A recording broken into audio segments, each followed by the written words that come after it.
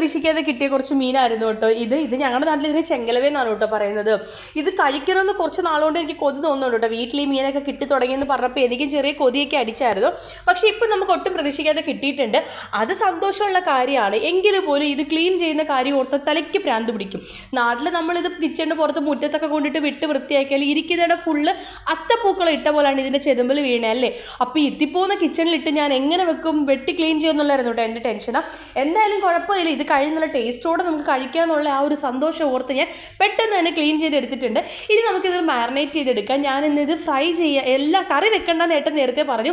അതുകൊണ്ട് ഞാൻ ഫ്രൈ ചെയ്യാമെന്ന് വിചാരിച്ചു കേട്ടോ. അപ്പോൾ കുറച്ച് റിച്ച് ആയിട്ടുള്ളൊരു മാരിനേഷൻ കൊടുത്തു. നമ്മളുടെ മുഴുവനുള്ള കുരുമുളകും പെരുംജീരകവും പിന്നെ മുളക് പൊടിയും മഞ്ഞൾപ്പൊടിയും ഉള്ളി വെളുത്തുള്ളി ഇഞ്ചി ഇതൊക്കെ ചേർത്തിട്ട് അരച്ച് നല്ലൊരു മസാല അങ്ങോട്ട് സെറ്റാക്കിയിട്ട് കുറച്ച് നേരം ഒന്ന് മാരിനേറ്റ് ചെയ്ത് മാറ്റി വെച്ചിട്ട് ഞാനിതൊന്ന് ഫ്രൈ ചെയ്തെടുക്കുന്നുണ്ട് കേട്ടോ.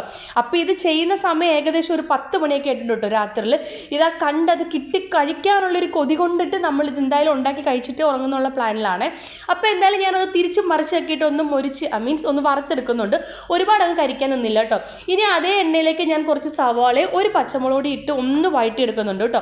അത്യാവശ്യം ഒന്ന് പകുതി വഴണ്ട് വന്നപ്പോഴത്തേക്ക് ഞാൻ അതിലേക്ക് കുറച്ച് ഉപ്പും പിന്നെ ഒരു തക്കാളിയുടെ പകുതിയിട്ട് ചേർത്ത് കൊടുക്കുന്നുണ്ട്. ഇനി ഇത് രണ്ടും കൂടി നമുക്ക് നന്നായിട്ടൊന്ന് വഴറ്റിയെടുക്കാം കേട്ടോ. അപ്പോൾ ഇത് കാണുമ്പോൾ നിങ്ങൾ വിചാരിക്കും പൊള്ളിക്കാനായിരിക്കുന്നത്, പക്ഷെ പൊള്ളിക്കാനൊന്നും അല്ല കേട്ടോ. എപ്പോഴും കറി വെച്ച് ഇങ്ങനെ വറുത്തും കഴിക്കാതെ ഇടയ്ക്കൊരു മാറ്റമൊക്കെ നല്ലതല്ലേ. അപ്പോൾ ഈ വഴണ്ട് വന്നതിന് അതുകൊണ്ട് ഞാൻ കുറച്ച് മുളക് പൊടിയും പിന്നെ നമ്മളുടെ മഞ്ഞൾപ്പൊടിയിട്ട് ചേർത്തിട്ട് ഒന്ന് വഴറ്റി കൊടുക്കുന്നുണ്ട്. കുറച്ച് മുളക് പൊടി മാത്രമേ ചേർത്ത് കൊടുത്തിട്ടുള്ളൂ കേട്ടോ. ഇതിന് ഈ കുരുമുളകിൻ്റെ ആ ഒരു എരിവാണ് ഒന്നുകൂടി ഒരു ടേസ്റ്റായിട്ട് നിൽക്കുന്നത്. അതുകൊണ്ട് ഞാൻ കുറച്ച് കുരുമുളക് പൊടി ഇട്ട് കൊടുത്തിട്ടുണ്ട്.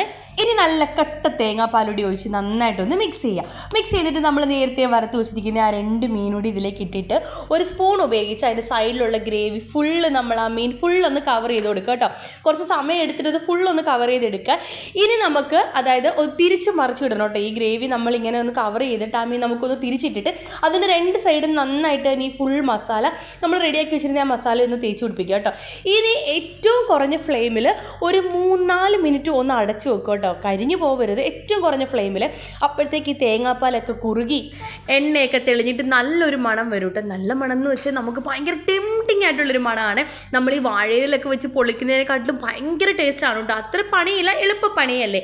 അപ്പോൾ ഇനി ഇത് നമ്മൾ അധികം കരിക്കാതെ എടുത്ത് കഴിഞ്ഞാൽ അതാണ്ട് നമുക്കിങ്ങനെ നല്ല സോഫ്റ്റ് ആയിട്ട് എടുക്കാൻ പറ്റും. അതുകൊണ്ടാണ് അധികം മൂപ്പിക്കല്ലെന്ന് പറയുന്നത്. ഒരിക്കൽ പോലും ഇങ്ങനെ വെച്ച് കഴിച്ചിട്ടില്ലാത്തവരാണെങ്കിൽ ഒരു തവണയെങ്കിലും ഒന്ന് ട്രൈ ചെയ്ത് നോക്കുക കേട്ടോ. അപ്പോൾ ഈ ഒരു വീഡിയോയിൽ അത്രേ ഉള്ളൂ. ഇനി ഒരു വീഡിയോയിൽ കാണുന്നവരുടെ ബൈ ബൈ.